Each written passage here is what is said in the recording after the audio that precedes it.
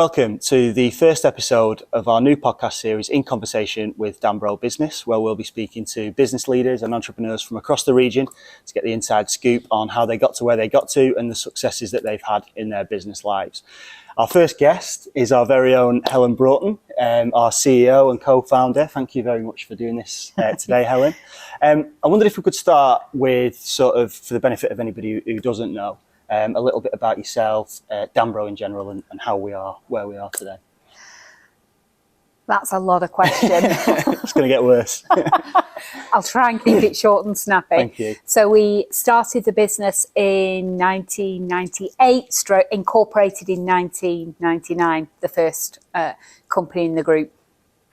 And we started really because Damien had been made redundant. We were 4 years into married life. We had one child at that time.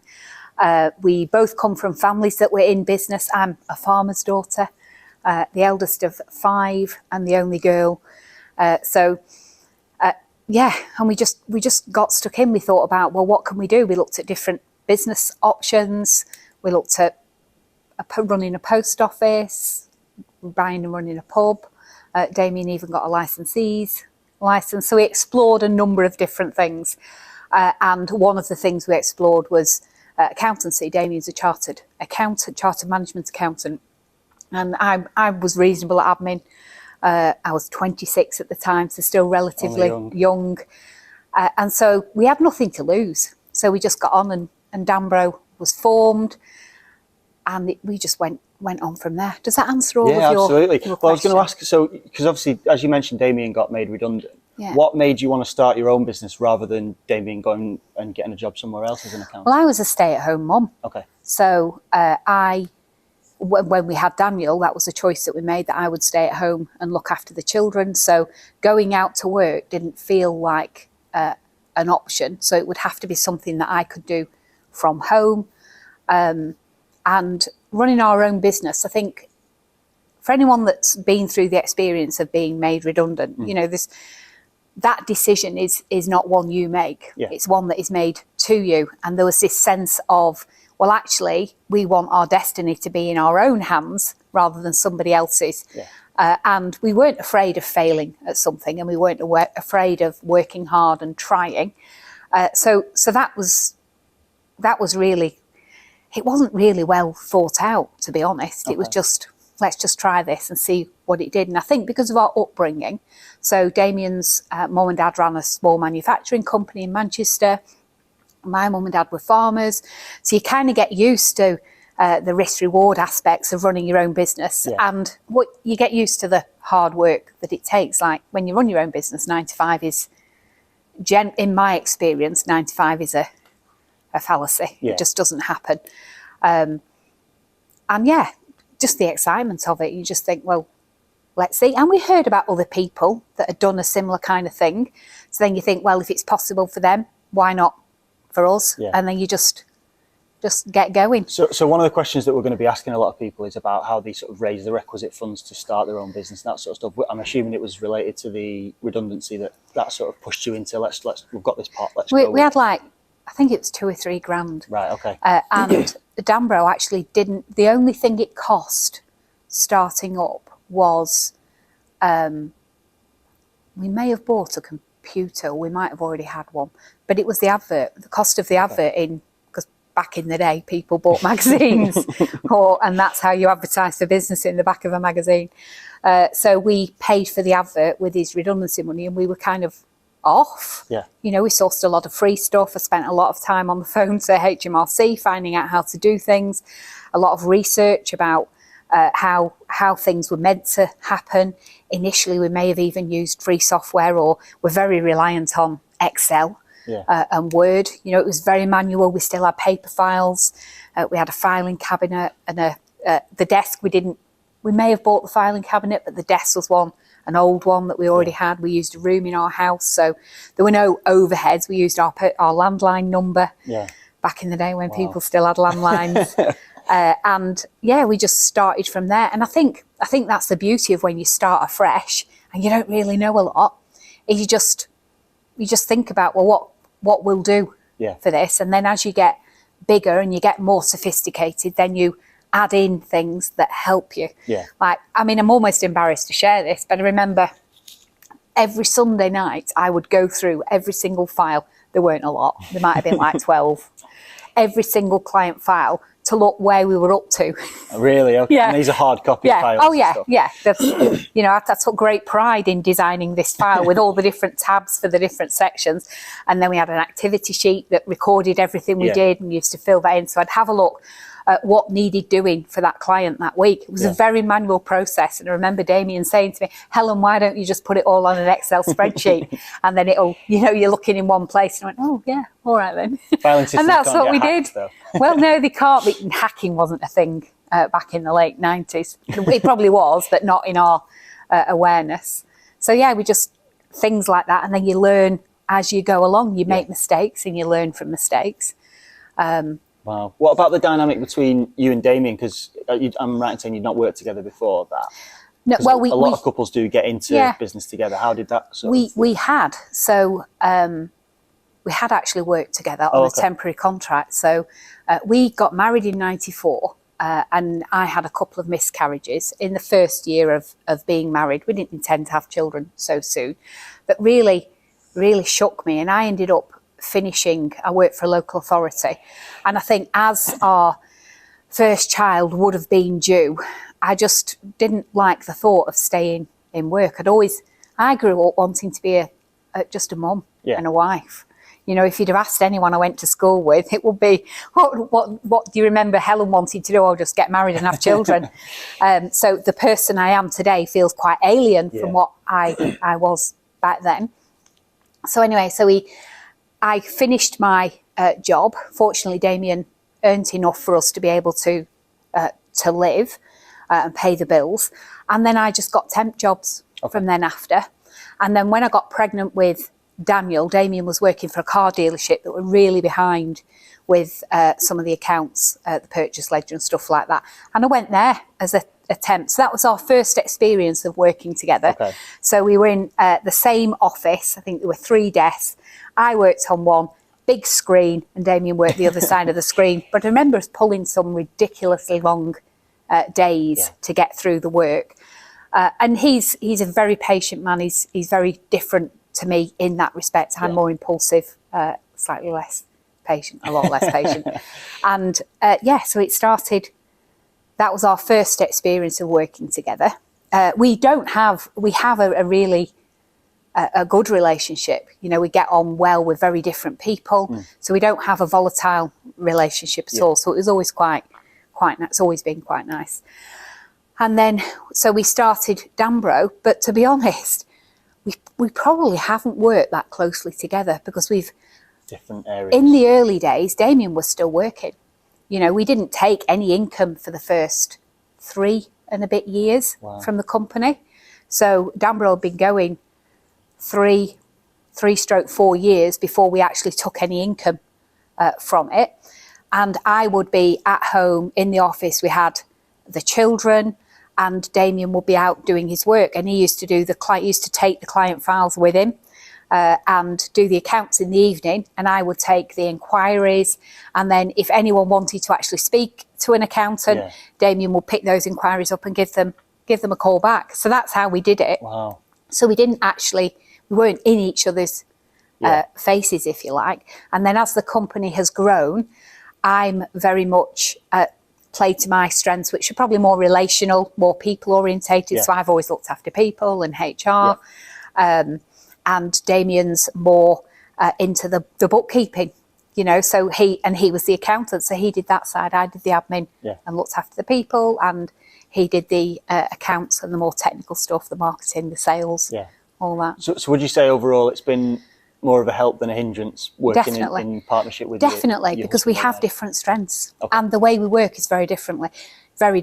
I know you've got a question coming up later and you may get, I think, more latterly or more recently, you know, our lives are changing. And so that's been a different dynamic. Let's ask that now. It was about Damien stepping away from the business, was it? So how does that feel for you? It's going to be a bit of a change. It's absolutely a change because we go from so we started the business. I was You know, the mom, I worked part-time until, I can't remember the year I actually started working full-time. It's over 10 years now.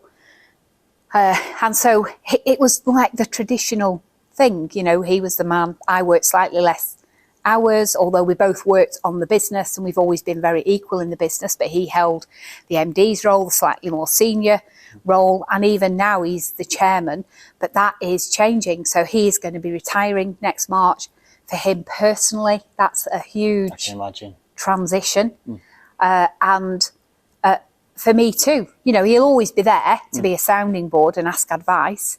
But then I have more knowledge of the day-to-day and he has less, and that's slightly uncomfortable. I suppose it's been staggered anyway because he's taken a bit of a step back from the involvement that he used to have anyway. It is. I don't know that's maybe hindsight will say that has helped, but there's still this like cut-off that's quite hard to get your head around when you've grown something from nothing. Yeah. You know, you're very, very invested in it. So we'll see how that pans out.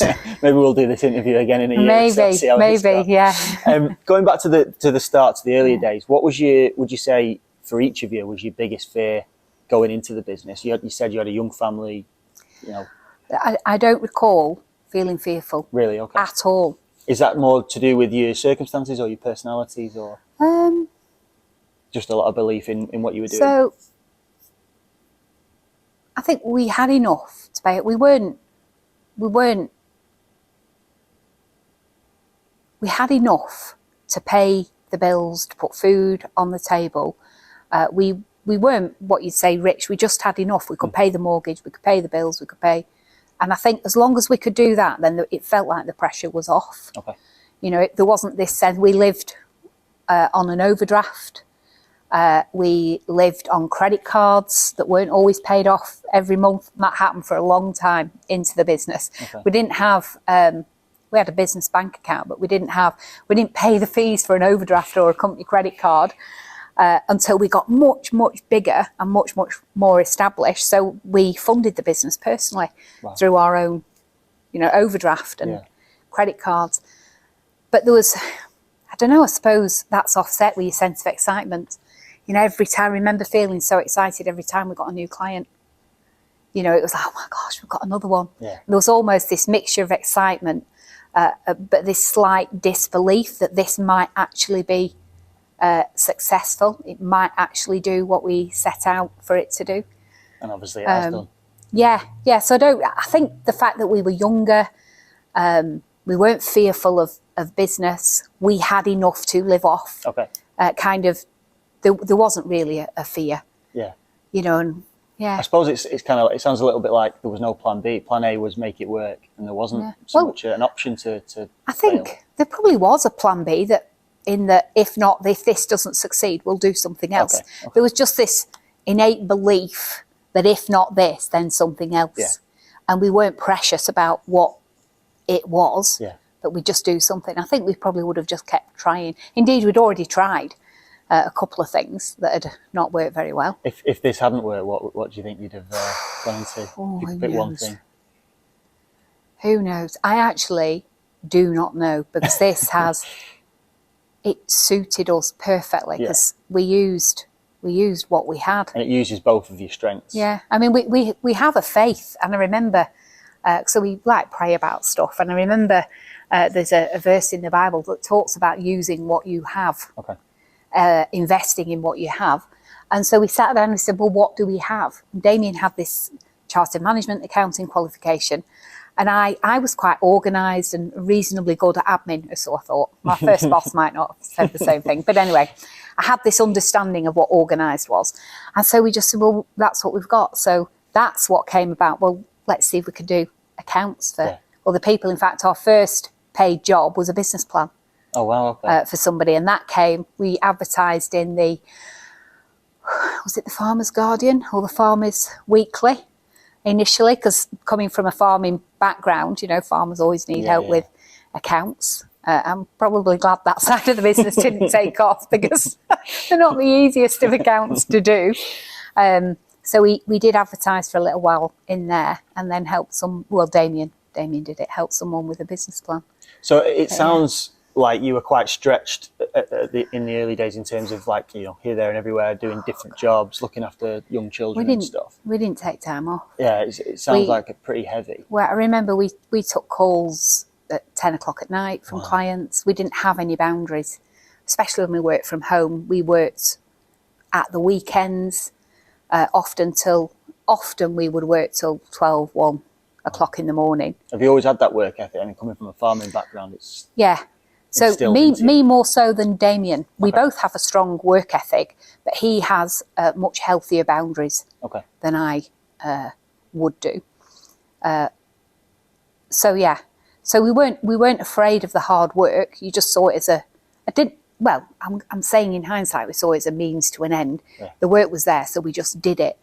And originally, we never intended to set out and have this huge business.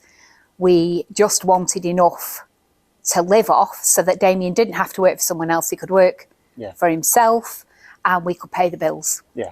And then when that arrived, you realise that there are additional costs of running a business that we'd not properly... We didn't have a business plan or anything like that. Yeah. We didn't really understand what we would need. And then the business just kept growing and growing and growing. So we just kept working and working and working.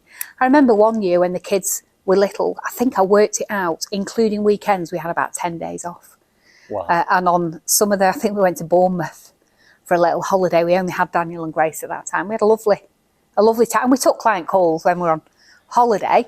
But you know what? It didn't feel... It felt invigorating. Okay. Because something that you'd started actually was gaining traction. And you do have, I think when you're engaged in something and you have this energy that comes from somewhere, it's not a chore. Yeah. So I look back on those times with real, I suppose, fondness. Because you were close to everything. Okay, so you wouldn't look back and say that you were guilty of putting the business's welfare ahead of your own? Oh, absolutely guilty of that. 100%. Oh, really? Okay. And do you regret that? Or one of my biggest regrets is our second child, Grace. When she was born, I went back to work when Damien went back to work. So he had 2 weeks paternity, and I went back in the office when his paternity ended. I would be horrified if anyone was expected to do that now. Really? Yeah. So, but I say that I was working from home. My mum used to help a lot. Mum helped to start the business, and we had a family friend, a lady that we actually employed to come in, I think 2-3 days a week, and she would help look after the children. But one of my biggest regrets is not being around as much in Grace's first year. Mm.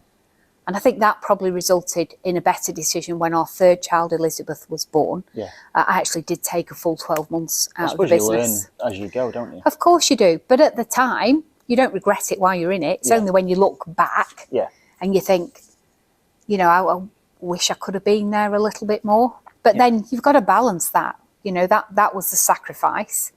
And the other bit, the business succeeding, was the reward.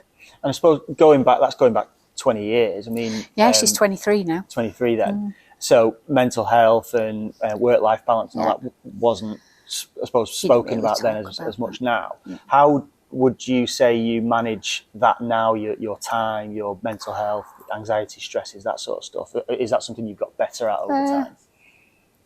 I think being more aware means you handle it better.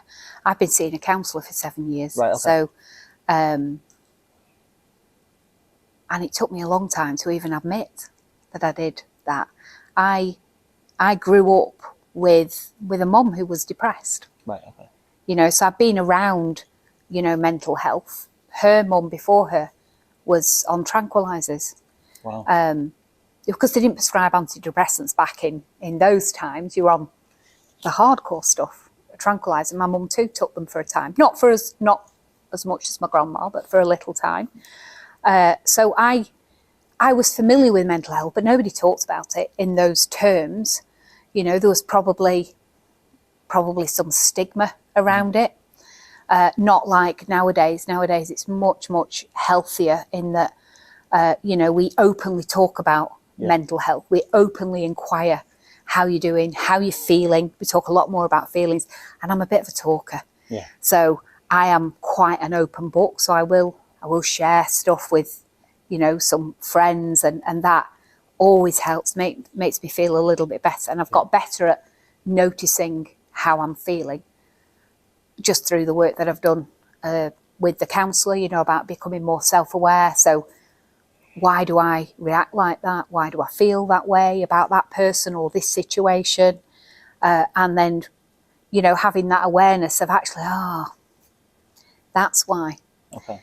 I might not take to that person, but the reason I don't take to that person is because actually I'm seeing some things in myself that I don't actually like about myself. Okay. And then you can change that. You can work on that. You can change it. So. But as a leader of 100 odd people, 150 odd people, plus the clients and everybody else involved in the business, you project optimism and positivity and that sort of stuff. Is that, because a lot more eyeballs are on you than say other people in the business, how hard is that? Do you have to fake it sometimes, or do you feel that you've got to sort of project that? I probably faked it more in the past than I do now. I think I've come from a really down to earth family. You know, my dad was a farmer. His dad was a farmer. His dad before him was a farmer. People, you know, is it a spade is a spade? They say it how it is. Yeah. They're from East Lancashire, so mum's very much from a working class background. You know, dad was a miner, mum worked in the mills. You know, you don't pussyfoot around. Yeah. You know, it's straight talking, but it's really grounded. And so you never forget that you're human, that you're fallible. I remember here, you know better than anybody else. And my dad is a brilliant example of that. He would talk to the Queen exactly the same as he talked to the dustman. And he's just always, and he still is that kind of person. I think I've got a bit of that sense of, do you know what, we're all human beings. And for some reason, some people end up in positions that are seen more successful than others. Yeah. It depends how you measure success, doesn't it? Yeah, I guess so. I forgot what your question was. Well, I suppose, what you were saying there links to my next question, which was about managing other people's mental health. And would you say your experiences of influence and shaped that? Because it is something that is taken very seriously within this company. You do feel that. Is that something you've actively sort of... Absolutely. Yeah. Absolutely shaped by my experience growing up and my awareness that...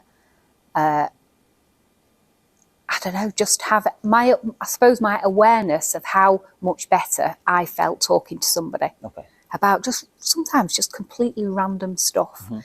And then realising that not everybody had that.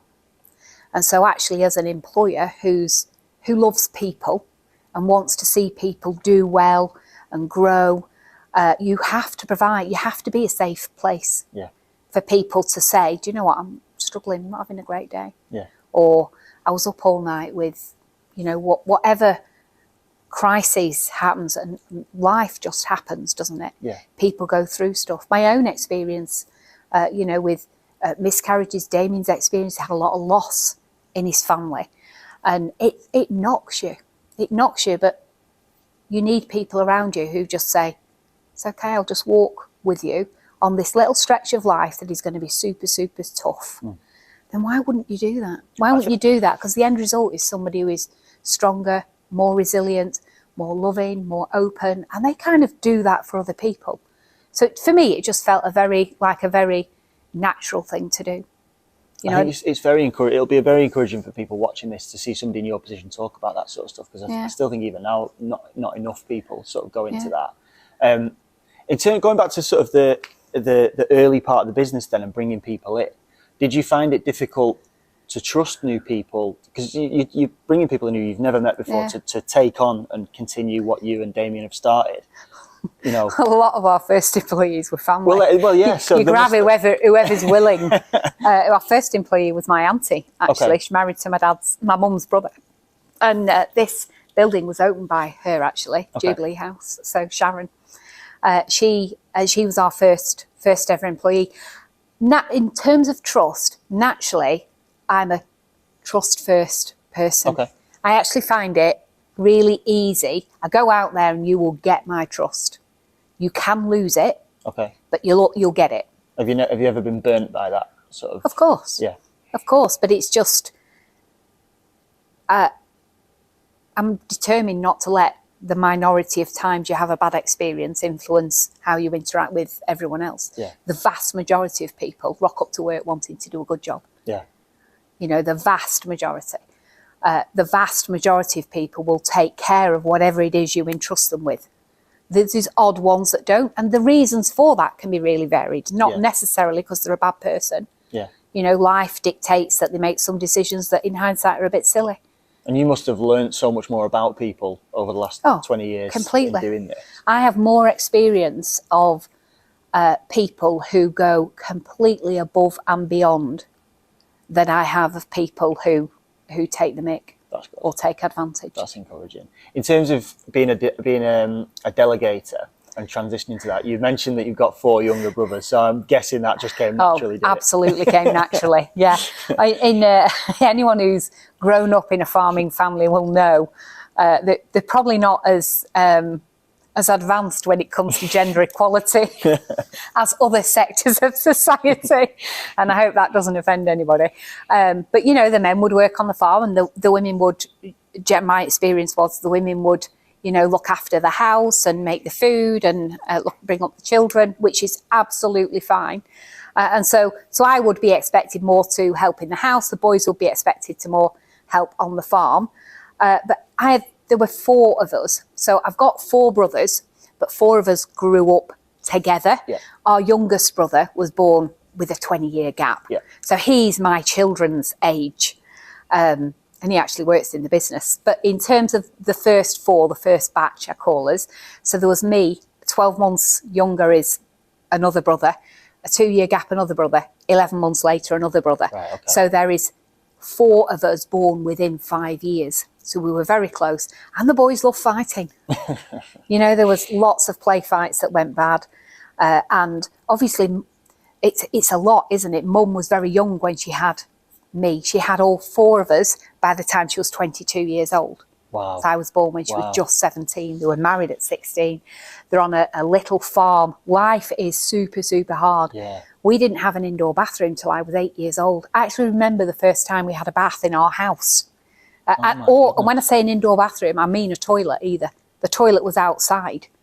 And even in my generation, you know, not everybody, it wasn't common that you didn't have an indoor toilet, maybe the generation before. So mum and dad worked super hard and had it super tough.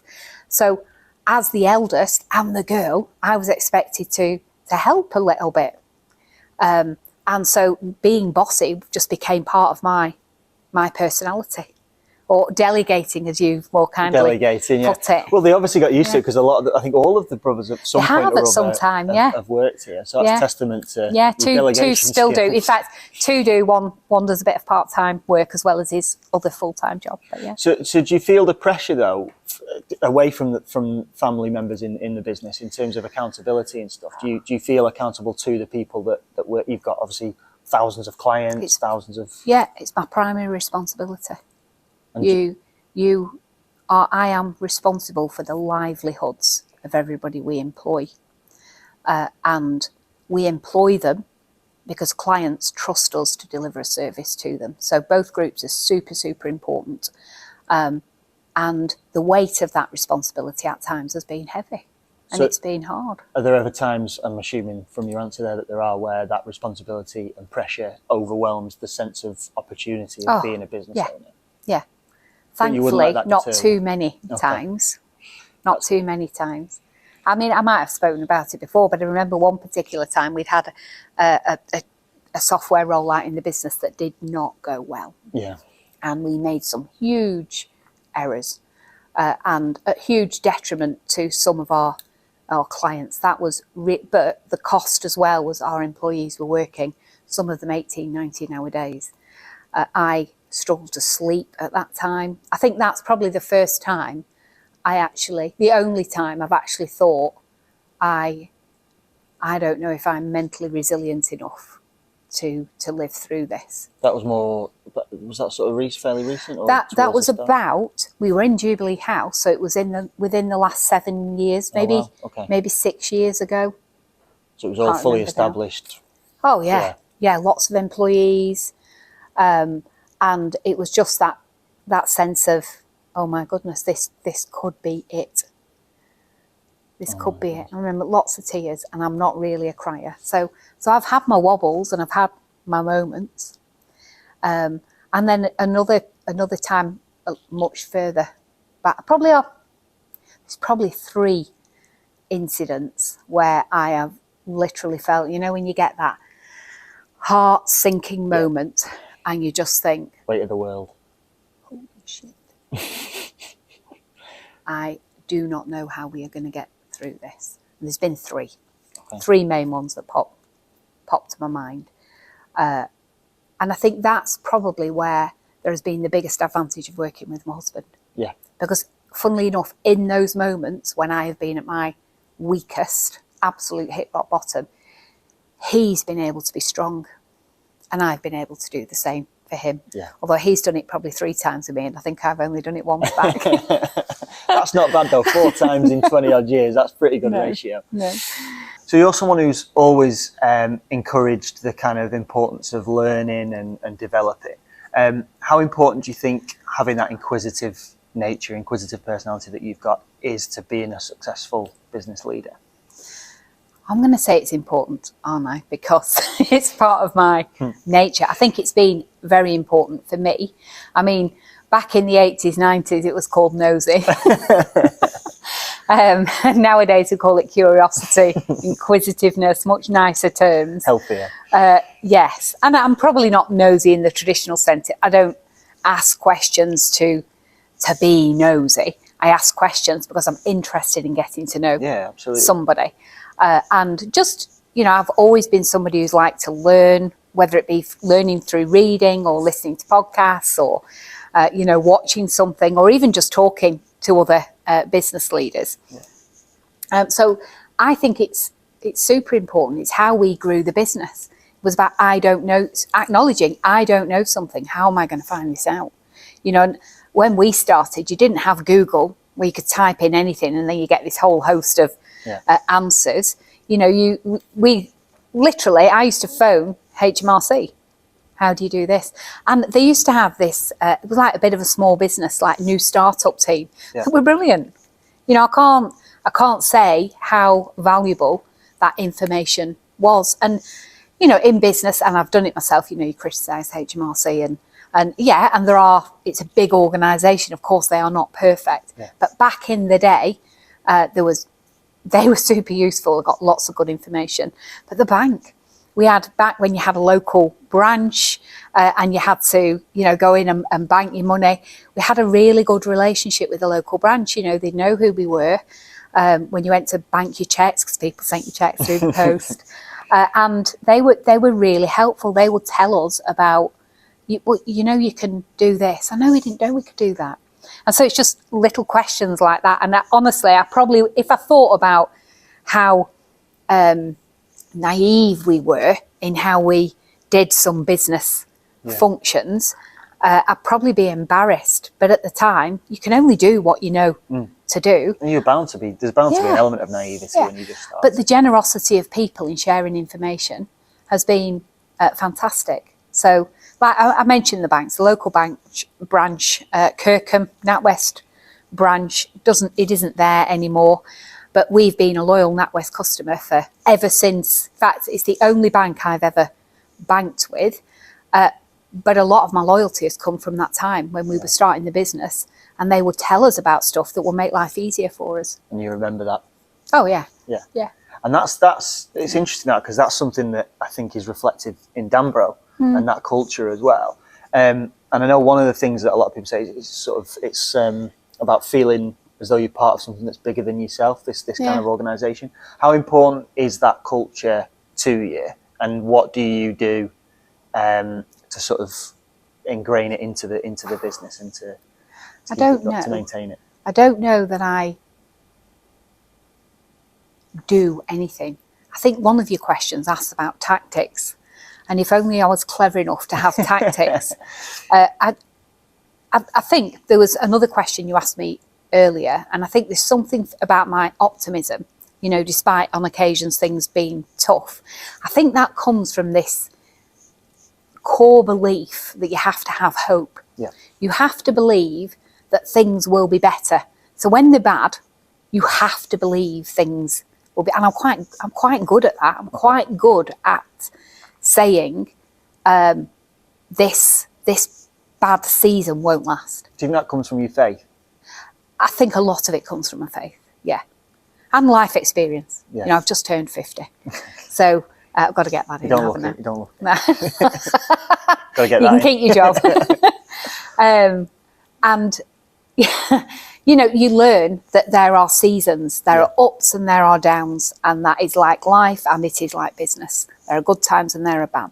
But one thing is for sure, the bad times do pass. Yeah. They do pass. They may come back again, and I'm pretty sure they will. But it's okay, because it does get better. And I think that's the hope, that's the belief that I have to have. And probably that comes through in my leadership in some positive ways. But on occasion, you know, I don't know, maybe I can come across as a bit dismissive of, you know, bad, it'll be fine. It'll be fine. I try hard not to. Yeah. But, you know, I am aware that I probably would want to sweep the bad stuff under the carpet and just wait till it's all gone. But when you're leading a business, you can't do that. You've got to face it. Yeah. I often talk about having a can of worms. So you open the can and there's all these worms. You just got to look the worms in the eye and get rid of them one by one. And it's hard at times. But looking forward then, as you just said there, how much time do you personally devote to strategy, forward planning? I know you do lots of strategy days with the directors and with the managers and stuff. How important has that been for you? And how much of that would you suggest other business leaders do? It's very much personal, because we're all wired slightly different. And one of my, so we did something called the Clifton Strengths Finder. One of my top 5 strengths is futuristic. So looking at the future is something I'm quite good at. I don't find hard. What I probably find harder is translating that into some kind of methodical, logical plan. I can talk about it, I can inspire, I can vision, but then translating it to a step-by-step process. Something more tangible. I find a bit harder. I would much rather inspire someone else to do it, I think. But the reality is I can't always do that. Yeah. So I probably feel that I need to spend more time than I do looking at the future and where we're going to be. But I'm acutely aware that you are not going to get the best if I do it alone. When you were growing the business, was that the case though? When you were in the earlier days? I think in the earlier days we were just very reactive. The business just came to us. Yeah. We did engage a marketing company, and that did help grow us in the early years. And that Damien sorted all that out. Yeah. So yeah, we just grew. We were in a sector that was growing, and we were well positioned. And it just, we just reacted. I think latterly, when your business kind of stops growing and you enter a bit of a dip, which has happened. I've lost my train of thought. In terms of looking into the future, both whilst you were growing the business and I think as the business got bigger, we needed some more some structure, because communicating with everybody about your plans and how things are going to be different, how things are going to get better, how you're going to improve, how you're going to grow, how you're going to evolve, become more and more important. And you can't do that unless you have a plan. You can do it when you're all sat in the same office. That's dead easy. You probably do it every single day. But as we've got bigger, that need to communicate what we're doing and where we're heading becomes more essential.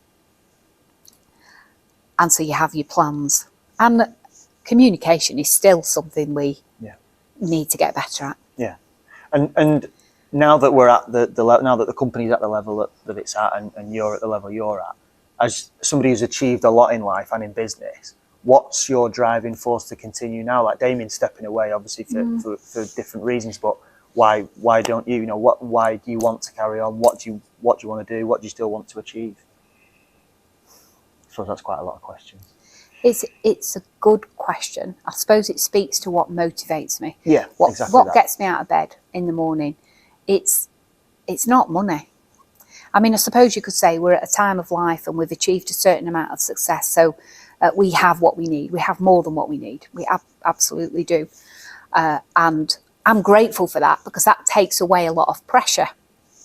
When you don't have enough, then that brings with it a lot of heaviness, a lot of pressure. Yeah. And so putting that to one side, I love what I do. Do you know what? I love coming to work. I had a meeting this morning with the HR team. So our head of HR is on maternity at the moment. So we've got two less experienced but very able young ladies who are helping look after everybody and do what needs. And I had a great meeting with them this morning. You know, they're coming in with ideas, and I think what I do well is I think I empower quite well. Mm-hmm. And I probably because naturally I'm a delegator, so I will delegate. But what I don't do is delegate so that I have nothing to do. Mm-hmm. I am always a believer that I suppose this comes from maybe my dad and my background with hard work. You have got to, I would hate to think that people don't think I work hard. Yeah. And I'm not saying that's a right thing. I don't necessarily think it is. But I would never ask anybody to do something I wasn't prepared to do myself. So if I asked you to work late, I would be like, I will work late with you. Yeah. You know, if I ask you to come in early, I'll come in early with you. Like, I will often be the one that opens up this building in the morning when our usual person is that, don't they? on. Well, I don't know if they see it, a lot of people do, I think. And I don't need people to see it, but I would hate people to think that I was asking them to do something that I wasn't prepared to do myself. Yeah. So I say that, so I delegate. I have that, and then I have this. If you don't delegate, how do people learn? So, you know, the people team at the moment are they just seem to be responding really well to that, and they will make mistakes. We all make mistakes. I still make mistakes, and I'm pretty sure I always will. But you just got to learn from them. Yeah. But I just think that's amazing. So seeing young people like that respond to those situations, that's really encouraging for you. Yeah, I have this. So what's my purpose in my role? My purpose in my role is to cast vision and remove barriers. Mm-hmm. So nobody in this business can make a decision that can have the same. This might come out wrong, but as the most senior person in the organisation, there are some things that I can decide to do that nobody else has the authority to do. That's a super privileged and powerful position to have. If I wanted to change a policy about something or change the rules about something, I can do it. Mm-hmm. Nobody else has that. So that's why I say remove barriers.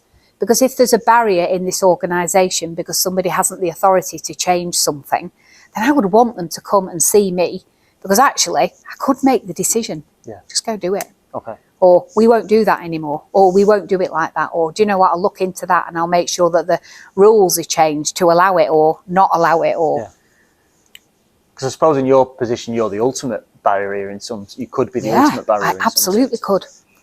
This is why feedback is so important. Yeah. This is why I want people to tell me what is wrong or how they think it could be better. And then, because I have this like helicopter view across the group, which again is a unique perspective. Mm-hmm. You know, you might think, oh, this would be a great idea. Why aren't we doing that? And you could come and share it with me. And I might say, oh my gosh, you're absolutely right. Yeah. Let's just go and do it. Or I might say, great idea, but did you know this, this, and this? And if we did if we did that, then it would affect this, this, and this. Yeah.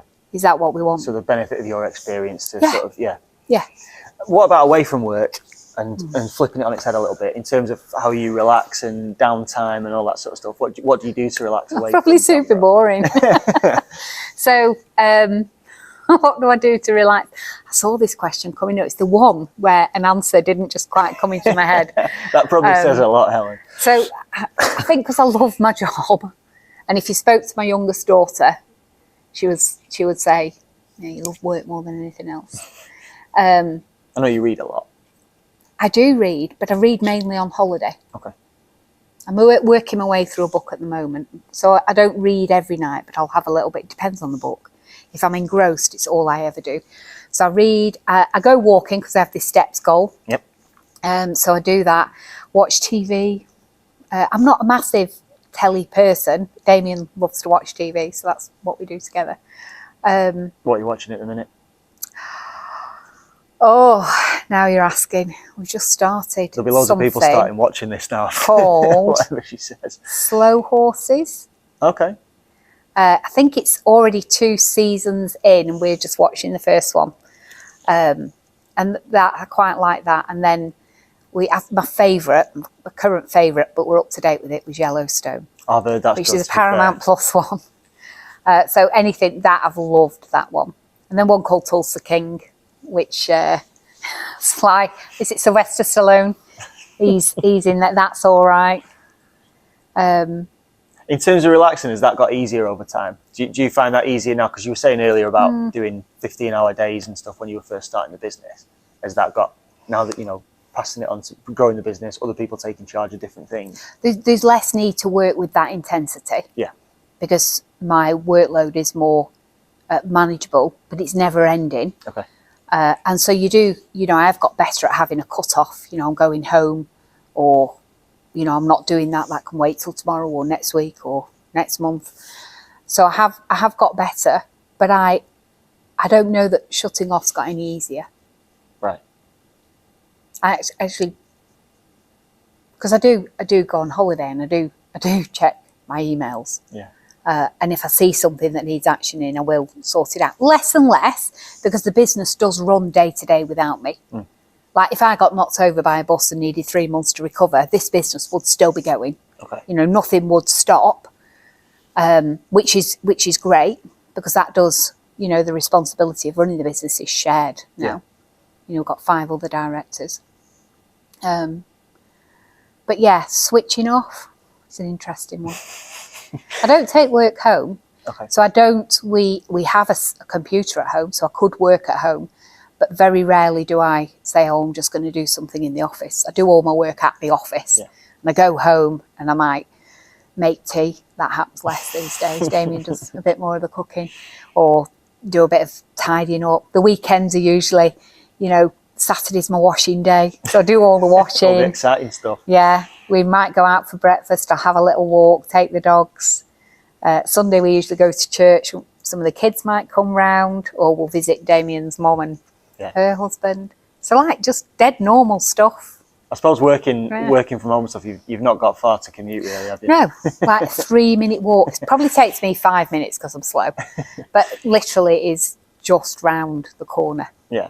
Which is great. One thing I wanted to ask you that I didn't ask you earlier was about being a woman in business.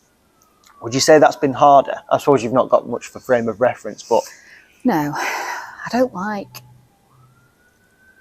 I have a bit of a sense of discomfort when we talk about the differences between women and men in business. There are differences. I actually think now is a really good time to be a woman and be in business, or be a business leader, because I think a lot of what the workforce expects are inherent qualities in females. Yeah. That's very much a generalisation, but still. Just more feminine qualities. Yeah. Just that care. It's not all about the profit. Okay, well, what about earlier on when you mentioned with Grace and the regret that you had about when she was little? Does Damien share that? Is that similar? So that must be different. Yeah. Oh, absolutely. There's definitely differences. There are definitely different challenges for a woman in business.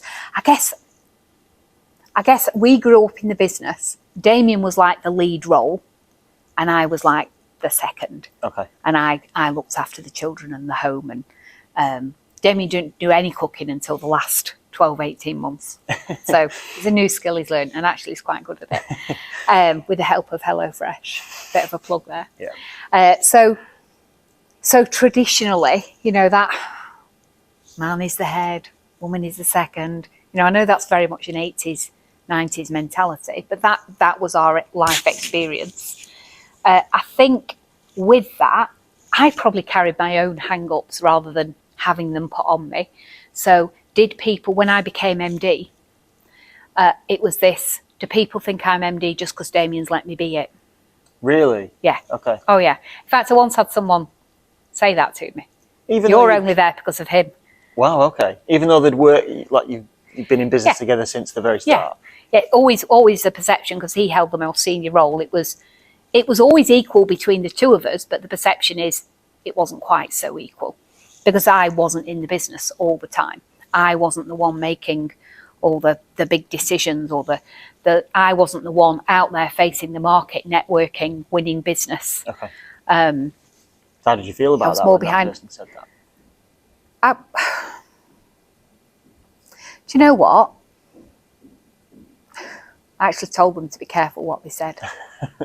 Was this an employee or an external? No, it was an employee. Okay. I just said, I think you need to watch what you say, or something like that, because I was probably an uncharacteristic reaction for me. But I just felt, do you know what? I've paid my dues. I've actually earned where I have got to, and I've worked just as hard, differently, but just as hard, and the sacrifice has been just as definitely. Just the same. We both made sacrifices. There were different sacrifices, but it doesn't mean they were any easier or any less or worth less. So I think being a woman in business, I think you have more difficult decisions when it comes to balancing family and work. And I think it's probably one of the contributing factors as to why we don't have more women in leadership. Yeah. Because some women choose not to make that sacrifice. And do you know what? Hats off to them. I suppose they have the choice. They have a choice to make, whereas a lot they make another don't. kind of sacrifice. It just looks different. They sacrifice their career potential or their earnings potential, and they choose to invest in this human being and give them the absolute best start. Yeah. I made a sacrifice. I did that in the early years, but then at work, absolutely, and the sacrifice was I wasn't around as much. Yeah. For the kids, I wasn't always there when they finished school. And it's just different, isn't it? And you make a choice. And I think it's right that you always have that choice. Yeah. And I don't think men have to make that choice to the same extent that women do. Yeah. And I would fiercely protect that choice. So would you have, if you were to give one piece of advice to a budding female entrepreneur, what would that be? So a piece of advice I once had, and at the time I worked part-time, but I just knew, one day I'd like to run this business. And it was before Damien was even thinking of ever stepping down as MD. And had he annoyed you that day? No, I just think, do you know what? I just recognised that I had this ability to lead. Yeah. And actually I was probably quite good at it. But more than that, bloody loved it. Yeah. I just liked getting to grips with things and seeing how things could pull together. And, anyway, so, and I remember chatting at a business coach I was seeing at the time, saying, but I could never be MD because I work part-time and I love working part-time. Flip side of this, I actually loved being a stay-at-home mom. And some of my most treasured times were when I used to go out with my friends and have lunch in the day, or I'd go around the house and I'd get all my jobs done and I'd be done for like 11 o'clock. And then I'd do other things. I'd be there to pick the kids up, chatting in the school playground. I love like pottering around at home, tidying up and making tea and doing those domestic things. I actually super enjoy that as well. And so, but she said to me, she said, why not? She said, Helen, you can have it all.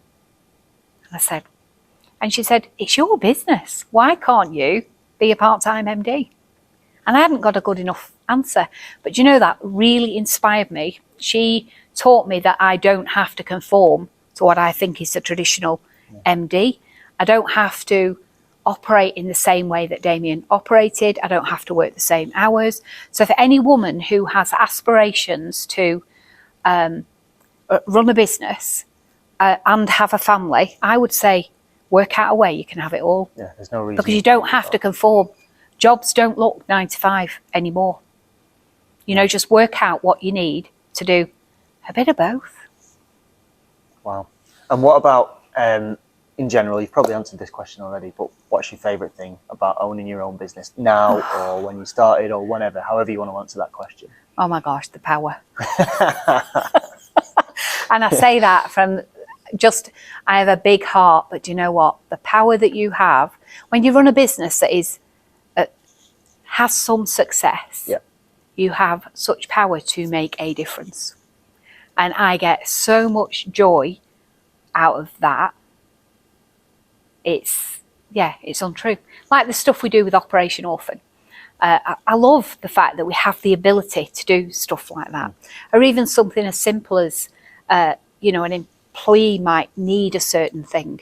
And you can say, you know what, I'll get that sorted for you. You know, it's just that. It is. Power feels like such a dirty word, doesn't it? And really, but actually, if you find yourself in a position with any kind of power, and we all have it to a certain extent, how you wield it makes such a difference. Don't use it to clobber people. Use it to be a stepping stone or a ladder and help people climb up.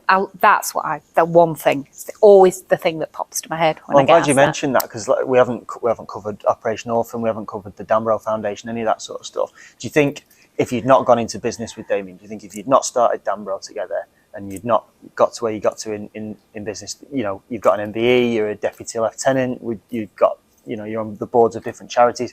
Do you think you'd have got to that if you hadn't started your own business? Would you have even wanted to, I suppose? I think having the business and it being, you have a business and it has a profile, doesn't it, in your locality through your employees and through the networking that you do as a business leader. And so that gets you noticed. So these opportunities come. So I do think if we hadn't have done Danbro, we'd have done something else. So maybe that something else would have led to those same opportunities. Would I have actively pursued any of those opportunities? Perhaps not, because I don't think I'd have had the confidence. I think as the business has grown and as I have grown as a person, you get a bit more confidence. Or perhaps I could do that. You know, or, you know, I didn't have such a high regard for my abilities. You know, I had lots of hang-ups around not having a degree, not finishing my A-levels, you know, not having that traditional business experience. Like, I've only been a business leader in my own business. Do I really deserve to be here? You know, do people think I'm a good leader? Nobody actually ever tells you. You never really get much feedback. I mean, Damien will say, you know, you do a good job, and you know, some other people will say, oh yeah, I think you're really good at that. It doesn't happen often, so you treasure those times. But it's that whole thing I think we all live with, is when you're in a work environment, how am I doing? That imposter syndrome almost. Oh, well, I don't know if it's imposter syndrome. It's a bit of insecurity in that, how am I doing? Is this coming across how I want it to come across? You know, when you're doing a presentation, are people receiving from this what I want them to receive from this? Which is always a takeaway to encourage somebody or build somebody up. But you never, it's just that, how am I doing? And you'll always judge yourself a little bit more harshly, I think. What about the future? What about where Danbro's going? Where do you see it? What's the ultimate ambition from where you are now? Oh, what's the ultimate ambition? I don't know. If to be bigger, to grow, to be better, to see more people succeed and flourish, to be more of a positive influence. I just think do more of what we've been able to do already. You know, I'd love our profitability to be back where it was in its heyday. You know, and I believe I'm working with a team that can help deliver that. Brilliant. You know, we have some amazing people here. Well, the final question is one that we're going to be asking to every contributor. And what we wanted to know was how you would define success, both yourself, you know, and your family, and also the business in general. So success for me is being surrounded by people you love and who love you. And that can be at home or it can be at work. And that's it. And so I don't think it would matter whether or not I was the CEO of a reasonable sized business employing X number of people, or whether I was stacking shelves at a supermarket. I always joke that if anything happened to Danbro, that would be what I'd go and do, because I actually think I would get a lot of joy out of making sure the cans were all facing the right way and stuff like that. So, yeah, that boils down to that. Nobody sits on or lies on the deathbed and thinks, "Oh, we should have spent more time at work." We should have spent more time with the people I love. So surely success has got to be being surrounded by people you love and being loved. And I felt a lot of love when I turned 50. Not just from people I'm blood related to either. Lots of people here at Danbro. I felt a lot of love, and it was really, really honouring, but really humbling as well. Brilliant. So, yeah. I think that's a great place to leave it. Yeah. So thank you very much for doing this, Helen. And we'll see you next time with another guest. Thank you.